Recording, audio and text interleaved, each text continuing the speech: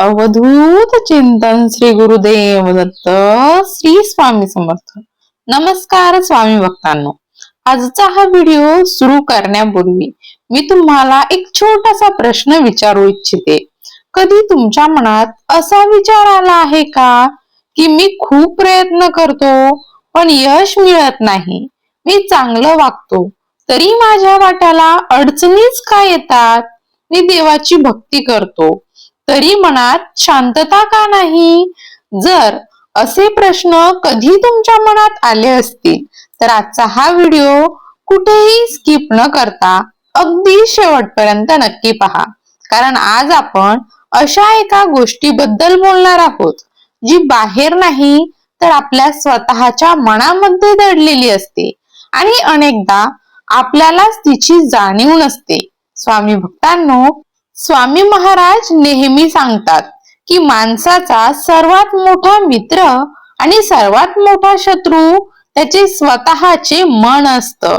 मन सकारात्मक असेल तर संकटातही मार्ग सापडतो, पण मन हे नकारात्मक झालं तर संधी समोर उभी असताना देखील ती दिसत नाही.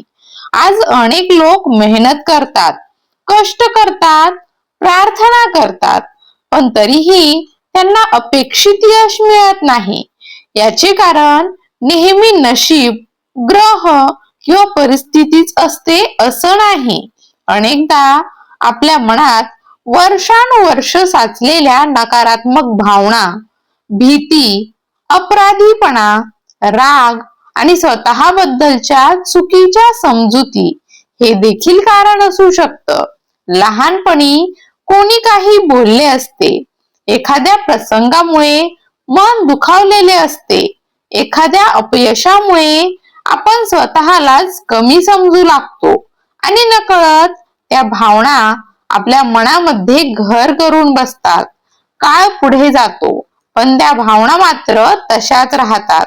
मग आपण मोठे होतो, नवीन काम सुरू करतो, नवीन स्वप्न पाहतो, पण जुन्या भीती आणि जुन्या जखमा अजूनही आपल्याला अडवतातच. म्हणूनच आज आपण एक अतिशय साधा पण प्रभावी असा आध्यात्मिक सराव समजून घेणार आहोत. हा सराव कोणत्याही विशेष वस्तूशिवाय करता येतो. कोणताही खर्च नाही, कोणताही कठीण विधी नाही. फक्त काही मिनिटे स्वतःसाठी द्यायची आहेत. सर्वप्रथम शांत जागी बसा, पाठ सरळ ठेवा, डोळे अलगद बंद करा. एक खोल श्वास घ्या आणि हळूहळू सोडा. पुन्हा एकदा खोल श्वास घ्या आणि शरीरातील ताण सोडून द्या. आता मनामध्ये श्री स्वामी समर्थांचे स्मरण करा. त्यांच्या चरणी स्वतःला अर्पण करा. मनात म्हणा, स्वामी, माझ्या जीवनातील सर्व नकारात्मकता दूर करण्याची शक्ती मला द्या. आता तुमच्या आयुष्यातील एखादी गोष्ट डोळ्यासमोर आणा ज्यामुळे तुम्ही त्रस्त आहात. ती आर्थिक समस्या असू शकते, नातेसंबंधांमधील तणाव असू शकतो, आरोग्याची चिंता असू शकते किंवा मनातील कोणतीही वेदना असू शकते. त्या प्रसंगाकडे शांतपणे पहा, त्यापासून पळू नका, त्याला स्वीकारा. कारण स्वीकार हीच बदलाची पहिली पायरी असते. आता स्वतःला एक प्रश्न विचारा, या परिस्थितीबद्दल माझ्या मनात कोणती भावना आहे? भीती, राग, निराशा, अपराधीपणा की स्वतःबद्दलचा अविश्वास? ती भावना ओळखा, तिला दाबू नका, कारण दाबलेल्या भावना नंतर मोठे ओझे बनतात. आता मनात म्हणा, स्वामी, मी माझ्या चुका स्वीकारतो. स्वामी, मी स्वतःला दोष देणं थांबवत आहे. स्वामी, मला तुम्ही योग्य मार्ग दाखवा. हे शब्द मनापासून म्हणा. त्यानंतर मनात कृतज्ञतेची भावना जागवा. विचार करा, आजपर्यंत किती संकटांमधून स्वामींनी आपल्याला बाहेर काढलं आहे. किती वेळा आपण निराश झालो होतो पण परिस्थिती बदलली. किती वेळा आपण एकटे वाटत होतो पण मदतीचा हात मिळाला. किती वेळा मार्ग बंद वाटत होता पण नवीन दरवाजे उघडले. हे सर्व आठवा आणि मनापासून म्हणा, स्वामी तुमचे आभार. तुमच्या कृपेने मी आज या ठिकाणी आहे. तुमच्या कृपेने माझा श्वास चालू आहे. तुमच्या कृपेने माझ्या आयुष्यात आशा आहे. स्वामी भक्तांनो, कृतज्ञता ही अशी शक्ती आहे जी मनातील अंधार दूर करते. ज्या व्यक्तीला मिळालेल्या वस्तूचे मूल्य कळते त्याच्या जीवनात समाधान वाढू लागतं. आता पुढील काही क्षण स्वतःवर प्रेम करण्यासाठी द्या. आपण इतरांना माफ करतो पण फक्त स्वतःला माफ करायला विसरतो. एखाद्या चुकीसाठी वर्षानुवर्ष आपण स्वतःलाच शिक्षा देत राहतो. पण आज तो भार खाली ठेवा. मनात म्हणा, मी स्वतःला माफ करतो.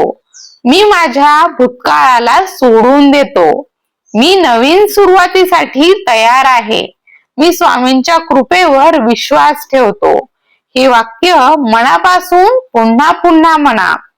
हळूहळू तुम्हाला जाणवेल, मन हलकं होत आहे, ताण कमी होत आहे आणि आतमध्ये एक वेगळ्याच प्रकारची शांतता निर्माण होत आहे. ही शांतता म्हणजेच अंतर्मनाची शक्ती आहे. याच शक्तीच्या आधारावर माणूस संकटांवर मात करतो, स्वप्न पूर्ण करतो आणि जीवनात पुढे जातो. म्हणून दररोज काही मिनिटं ही स्वतःसाठी नक्की काढा. स्वामींचं नामस्मरण करा. कृतज्ञता व्यक्त करा.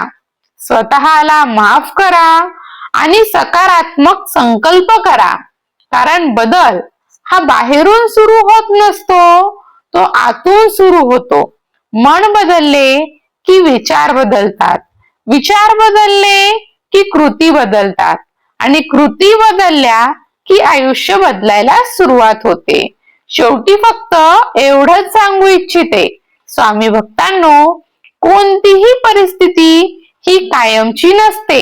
अंधार कितीही गडद असला तरी सूर्योदय हा थांबत नाही. तसंच तुमच्या आयुष्यातील कठीण काळ देखील कायमचा राहणार नाही. स्वामींवर विश्वास ठेवा, स्वतःवर विश्वास ठेवा आणि प्रत्येक दिवसाची सुरुवात या भावनेने सुरू करा. श्री स्वामी समर्थ महाराज नेहमी आपल्या पाठीशी आहेत. हा विश्वासच तुमची सर्वात मोठी ताकद बनेल.